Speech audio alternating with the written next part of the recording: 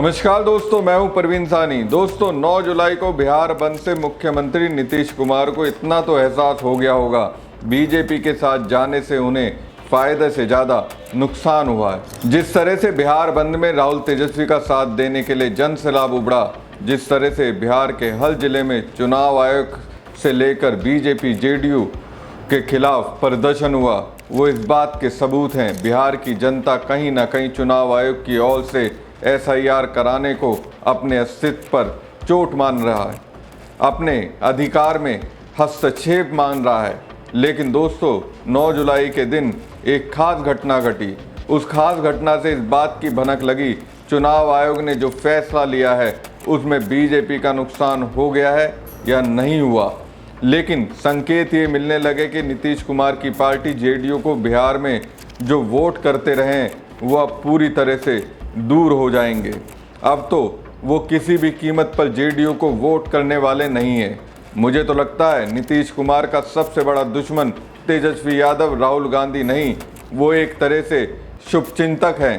तेजस्वी यादव ने तो कई बार नीतीश कुमार को अलर्ट किया है, लेकिन पता नहीं कौन सी मजबूरी है कि वो सब कुछ जानते हुए भी अलर्ट होने के लिए तैयार ही नहीं है। असल दुश्मन तो बीजेपी है, जो नीतीश के दशकों के पॉलिटिकल कैरियर को खत्म कर देना चाहती है। बिहार बंद तो नीतीश कुमार के लिए झटके की तरह रहा ही, लेकिन इसी दौरान उन्हें एक और झटका लग गया। वक्फ कानून पर बीजेपी का सपोर्ट करने को लेकर दोस्तों मुस्लिम पहले ही मुख्यमंत्री नीतीश कुमार से नाराज थे। अब चुनाव आयोग के एसआईआर का पुरजोर समर्थन करने से उनकी नाराजगी और बढ़ गई। दरअसल दोस्तों कहा जा रहा है, मतदाता सूची पूर्ण निरीक्षण कराने का मकसद ही मुस्लिम वोटरों को अलग थलग करने का प्लान है, और उसका आधार बांग्लादेशी मुस्लिम और रोहिंग्या मुस्लिम है। अब इसके लिए गोदी मीडिया की ओर से आधार कार्ड को आधार बनाया जा रहा है। बताया जा रहा है पूर्णिया, कटिहार, किशनगंज, अरिया जैसे बिहार के सीमांचल जिलों में 100% आधार कार्ड में 120 से 130% आधार कार्ड बनाए गए हैं। बीजेपी के भक्तों का मानना है यहाँ जो आधार कार्ड में बढ़ोतरी दिख रही है वो बढ़ोतरी वैसे मुस्लिमों के हैं जो बांग्लादेश से आए हैं। अब इस पर राहुल गांधी, तेजस्वी यादव और पप्पू यादव जैसे नेताओं का कहना है, अगर ऐसा है तो 6 महीने पहले जो नए वोटर कार्ड बन रहे थे उसी दौरान ये सब क्यों नहीं किया गया, और पिछले 20 सालों में नीतीश और मोदी ने ऐसा क्यों नहीं किया, अभी इसकी ज़रूरत क्यों पड़ी। तो दोस्तों विपक्ष का आरोप है ये सब मुस्लिमों को टारगेट करने का प्रयास है। कैसे भी कोशिश की जा रही है कि मुस्लिम वोट नहीं डाल पाए। मुस्लिम नेता भी ऐसा मानते हैं। दोस्तों मुस्लिम नेता वक्फ कानून का समर्थन करने से पहले ही नीतीश से नाराज थे, और अब जिस तरह से चुनाव आयोग के पक्ष में नीतीश कुमार की खामोशी है उससे नाराजगी और ज़्यादा बढ़ चुकी है।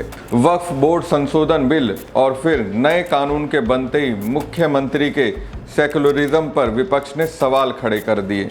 उन्हीं की पार्टी के कुछ मुस्लिम नेताओं ने नीतीश पर अविश्वास किया और जेडीयू छोड़ आरजेडी की राजनीति के साथ हो लिए।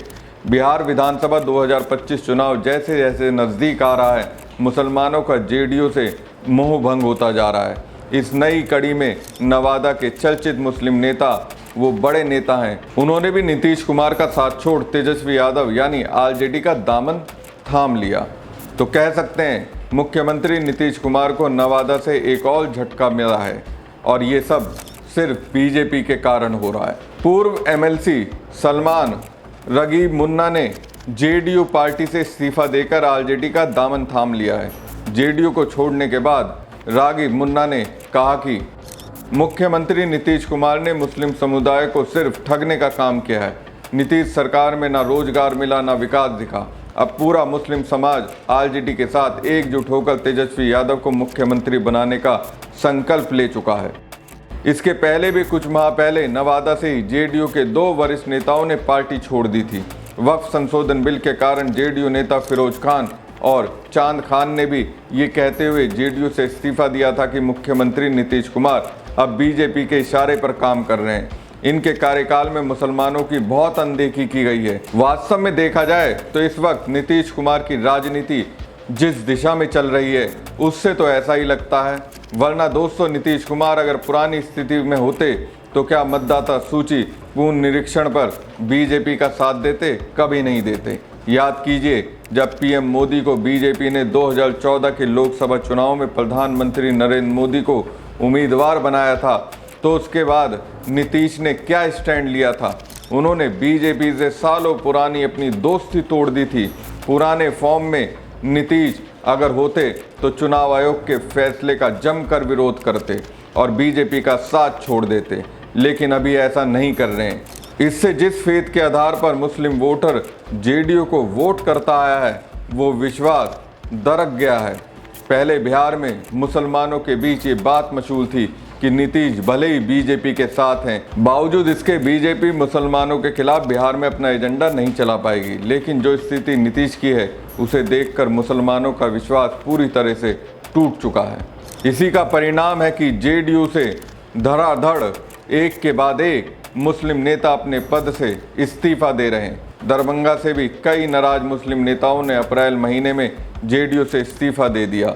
इसमें अल्पसंख्यक प्रकोष्ठ के सदस्य मुर्शीद आलम ने अपना इस्तीफा जेडीयू के राष्ट्रीय अध्यक्ष नीतीश कुमार को भेज दिया। उन्होंने पत्र में लिखा कि मैं जेडीयू के प्राथमिक सदस्यता सहित सभी जिम्मेदारियों से त्याग पत्र दे रहा हूं। वक्फ बिल संशोधन में जेडीयू की ओर से समर्थन किए जाने के बाद हम जैसे लाखों मुसलमानों का जो अटूट रिश्ता था, उससे विश्वासघात हुआ है। इनके साथ अल्पसंख्यक प्रकोष्ठ के प्रदेश सचिव मोहम्मद शहनवाज मलिक, प्रदेश महासचिव मोहम्मद तबरेज सिद्दीकी, भोजपुर से पार्टी सदस्य मोहम्मद दिलसान और जेडीयू के पूर्वी चंपारण जिले चिकित्सा प्रकोष्ठ के प्रवक्ता कासिम अंसारी ने इस्तीफा दे दिया। इन नेताओं ने वक्फ संशोधन कानून पर जेडीयू के रुख को लेकर नाराजगी जताई थी। वक्फ बिल पर जेडीयू के समर्थन के बाद पार्टी के मुस्लिम नेताओं की नाराजगी बढ़ी थी। तब जेडीयू के वरिष्ठ नेता डॉक्टर मोहम्मद कासिम अंसारी ने पार्टी से इस्तीफा दिया था।